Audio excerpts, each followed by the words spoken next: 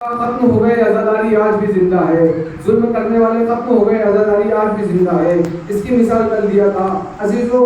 اور رسول اللہ کی ایک حدیث ہے، رسول اللہ فرماتے ہیں، مولا علی فرماتے ہیں نجم اللہ میں، کہ اگر میں انسان اگر میں مومن کے ناک کے حصے پر ماروں، ابتدائی حصے پر یہاں پر، کیونکہ سب سے کمزور جگہ یہی ہوتی ہے جسم کی، انسان کو فوراً ہی غصہ آتا ہے کہ اگر میں اس جگہ پر ماروں مومن کے، اس لیے کہ تو مجھ سے بغض کر تو کبھی مجھ سے بغض نہیں کرے گا، اور میں پوری کائنات لا کر منافق کے قدموں میں رکھ دوں گا، اس لیے کہ تو مجھ سے محبت کر تو منافق کبھی مجھ سے محبت نہیں کرے گا. اس لیے کہ رسول نے اس کا فیصلہ کر کے گیا، یا علی کوئی مومن تم سے بغض نہیں کرے گا اور کوئی منافق تم سے محبت نہیں کرے گا.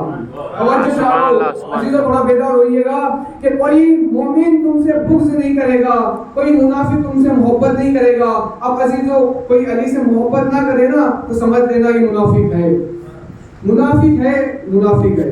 لہذا جب بھی علی کا تذکرہ ہو تو دل کھول کر سنیے گا، کان لگا کر سنیے گا، اس لیے کہ یہ ذکر کو ذکر ہے جس کے لیے انبیاء بھی یہاں پر آتے ہیں، فرشتے یہاں پر آتے ہیں، ملائکہ یہاں پر آتے ہیں، معصومین یہاں پر آتے ہیں. تمام کائنات کی ہستی جس جگہ پر آئے اسے فرش اعزا کہتے ہیں.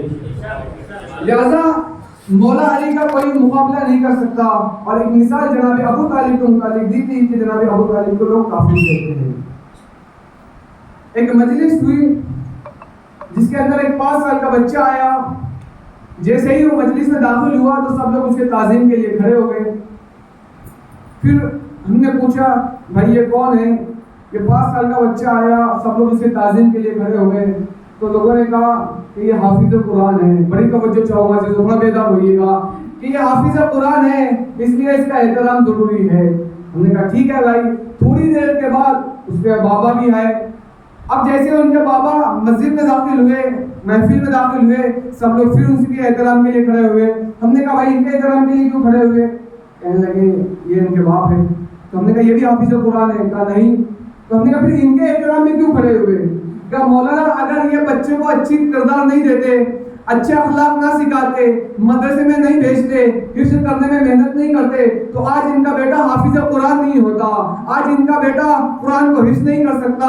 میں کہا واہ مسلمان، اگر کوئی 5 سال کا بچہ قرآن حفظ کرے، اگر وہ کسی محفل میں آئے تو وہ بھی لائق احترام، اس کا باپ آ جائے تو اس کا باپ بھی لائق احترام. اما جو 3 دن کے بعد رسول کی آواز میں کہتا ہوا نظر آئے، یا رسول اللہ تورات سناؤ، زبور سناؤ، انجیل سناؤ، قرآن سناؤ، اس کے باپ کو کافر کہتے ہو. لہذا جو 5 سال کا ہے اس کا احترام ضروری، اس کے باپ کا احترام ضروری. لیکن جو آغوش رسول میں آ کر چاروں کتاب سنانے کا دعویٰ کرے اس کا باپ کیسے کافر ہو سکتا ہے؟ ایک شخص ایسے ہی آیا مولا علی کے پاس، آنے کہتا ہے یا علی میں نے سنا ہے کہ معاذ اللہ آپ کے باپ کافر تھے. مولا نے کہا ٹھیک. کیا تم نے رسول اللہ سے حدیث سنی ہے کہ یا علی آپ ہی ہے جو جنت اور جہنم کے تقسیم کرنے والے ہیں؟ کہاں. کیا رسول کے اوپر ایمان ہے؟ کہا ہے. کیا رسول سچے ہیں؟ کہاں سچے. کیا رسول صدیق ہے؟ کہا صدیق ہے. کیا رسول کی بات پر یقین ہے؟ کہا یقین ہے. کیا رسول کی بات جھوٹی ہو سکتی؟ کہا نہیں ہو سکتی. کیا یہ پکا ہے نا، یہ بات سچی ہے نا کہ علی ہی ہے جو جنت اور جہنم کی تقسیم کرے گے؟ علی ہے جو جنت اور جہنم کی تقسیم کرے گے. تو مولا کہتے سن، جا کر اپنے باپ کی فکر کر. بڑی توجہ، جا کر اپنے باپ کی اپنی فکر کر، جا کے اپنے باپ کی فکر کر، جنت اور جہنم کے تقسیم کرنے والے کے باپ کی فکر نہ کر. صلی اللہ علیہ محمد و آلہ